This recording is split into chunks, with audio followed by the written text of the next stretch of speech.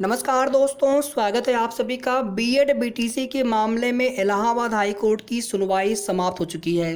सबसे पहले माननीय न्यायालय की तरफ से या माननीय जज साहब की तरफ से कोर्ट नंबर 32 में सप्लीमेंट्री के फ्रेश केसेस सुने गए। 131 से स्टार्ट हुआ था केस सुना जाना और 136 पे बीएड बीटीसी का मामला लगा हुआ था फ्रेश सप्लीमेंट्री लिस्ट में। और उसके बाद जो है अब थोड़ी देर पहले फ्रेश केसेस जो है सुने जा रहे हैं। तो आज पहले उन्होंने सप्लीमेंट्री के ही फ्रेश केसेस उठा लिए थे, इस वजह से सुनवाई जल्दी हो गई।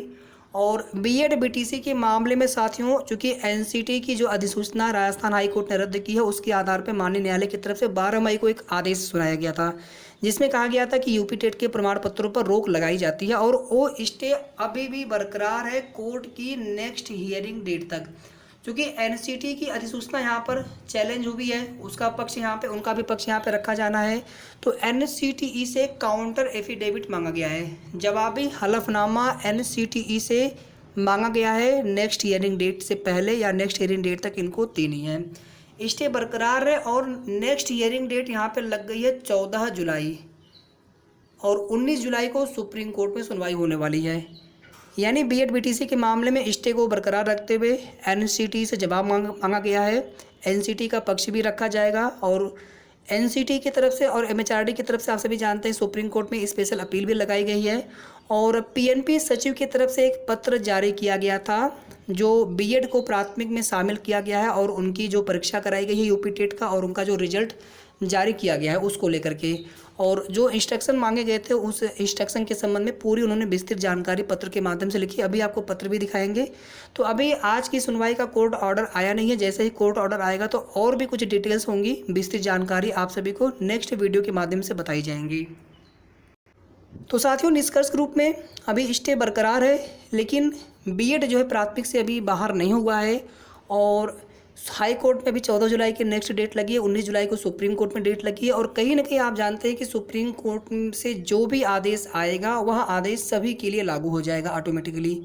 और जब तक सुप्रीम कोर्ट का अंतिम आदेश नहीं आता है तब तक, चूँकि राजस्थान के लिए राजस्थान हाई कोर्ट के आदेश के अनुसार, डिवीजन बेंच हाई कोर्ट के आदेश के अनुसार एनसीटी की अधिसूचना रद्द है, तो वहाँ पे चाहे पुरानी भर्ती रीट वाली हो 15,500 या फिर जो नई भर्ती हो रही हो, वहाँ पर बीएड को प्राथमिक में शामिल नहीं किया गया है।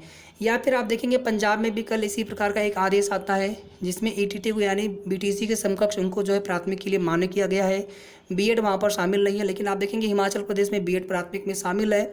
तो अभी ये सब जो है अन्य राज्यों के अपने हाई कोर्ट के आदेश के अनुसार जो है वहाँ पे भर्ती प्रक्रियाएं करवाई जा रही हैं। और उत्तर प्रदेश में क्योंकि स्टे बरकरार है बीएड के प्रमाण पत्रों को जारी करने पर, तो ऐसे में अगर यहाँ पर कोई नई शिक्षक भर्ती आती है, गवर्नमेंट के द्वारा विज्ञापन निकाला जाता है, तो कहीं ना कहीं आप देखेंगे वहाँ पर बीएड के जो छात्र हो सकता है कि पात्रता उनकी या फॉर्म भरने से वंचित रह जाएँ। ठीक है, ये हो सकता है जब तक कि अंतिम आदेश नहीं आ जाता है या फिर जब तक स्टे नहीं हट जाता है हाई कोर्ट की तरफ से। तो ये तो हो गया आज इलाहाबाद हाई कोर्ट की सुनवाई को लेकर के महत्वपूर्ण सूचना। विस्तृत जानकारी आपको कोर्ट ऑर्डर आने के बाद और भी कुछ अगर चीज़ें होंगी तो आपको बता दी जाएंगी। अब आइए देख लेते हैं पीएनपी सचिव की तरफ से क्या पत्र लिखा गया था, क्या पक्ष रखा गया है यूपी टेट में। और यहाँ पे देख सकते हैं प्रेषक सचिव परीक्षा पदाधिकारी उत्तर प्रदेश सेवा मुख्य अस्थायी अधिवक्ता माननीय उच्च न्यायालय इलाहाबाद।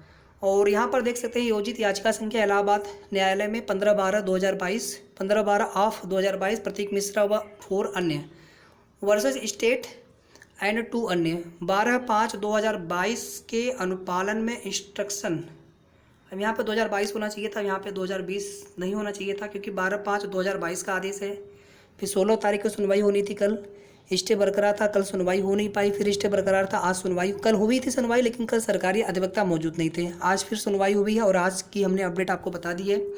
तो यहाँ पर देखिए कहा गया है कि 28 जून 2018 की एनसीटी की अधिसूचना है जिसके अनुसार राज्य सरकार के द्वारा एक शासनादेश जारी किया जाता है 15 मार्च 2021 को।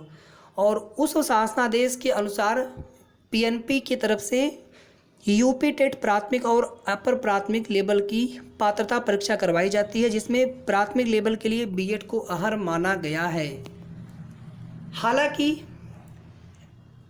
माननीय राजस्थान उच्च न्यायालय के द्वारा योजित याचिका संख्या 1853 ऑफ 2021 में एनसीटी की अधिसूचना को अवैध घोषित करार दिया गया है और साथ ही साथ रीट के लिए बीएड डिग्री धारकों को अर्हकारी नहीं माना गया है और 28 जून 2018 की एनसीटी की अधिसूचना को रद्द कर दिया गया है।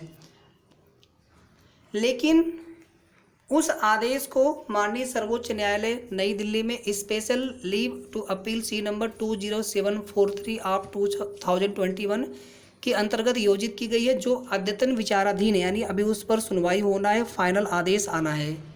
उल्लेखनीय है कि माननीय उच्च न्यायालय जोधपुर राजस्थान में योजित याचिका संख्या 1853 ऑफ 2021 में पारित आदेश दिनांक 25/11/2021 के अनुपालन में एनसीटी नई दिल्ली द्वारा अधिसूचना दिनांक 28/6/2018 के क्रम में अद्यतन कोई संशोधित अधिसूचना या आदेश निर्गत नहीं किया गया है। प्रश्नगत प्रकरण में एनसीटी द्वारा शैक्षिक योग्यता के संबंध में अधिसूचना निर्गत किए जाने के उपरांत ही उत्तर प्रदेश शिक्षक पात्रता परीक्षा हेतु निर्धारित शैक्षिक अर्हता में आवश्यक कार्रवाई किया जाना नियमानुसार विधिक होगा। तो यहाँ पर तो देखा जाए तो पीएनपी ने अपना पक्ष पूरी तरह से रख दिया है कि हमने बीएड को क्यों शामिल किया है प्राथमिक यूपी टेट में। बाकी जो कोर्ट होता है साथियों, एक यूनिट की तरह कार्य करते हैं। पूरे जितने भी हाई कोर्ट होते हैं और सभी हाई कोर्ट जो है सुप्रीम कोर्ट के अधीन है। इसी प्रकार से हाई कोर्ट के नीचे भी जो जिला न्यायालय होते हैं, सिविल और सेशन न्यायालय होते हैं, ठीक है। तो यहाँ पर कहीं ना कहीं जो राजस्थान हाई कोर्ट के आदेश को आधार बनाया जा सकता था, आधार बना लिया गया है। विभिन्न राज्यों में भी आप देखेंगे और उसी को आधार बनाते हुए उत्तर प्रदेश में यूपी टेट में एक याचिका फाइल कर दी जाती है और जिसके फलस्वरूप सरकार से जवाब मांगा जाता है। सरकारी अधिवक्ता महोदय की तरफ से ये जवाब दिया जाता है कि हाँ सर, अधिसूचना रद्द हुई है। उसके बाद जो है यूपी टेट के प्रमाण पत्रों के जारी करने पर रोक लगा दी जाती है जस्टिस सिद्धार्थ सर की तरफ से, और वह रोक अभी भी बरकरार रहेगी अगली डेट यानी 14 जुलाई तक। जून में पूरी छुट्टी है, 1 जून से लेकर के 30 जून तक कोर्ट बंद रहेंगे।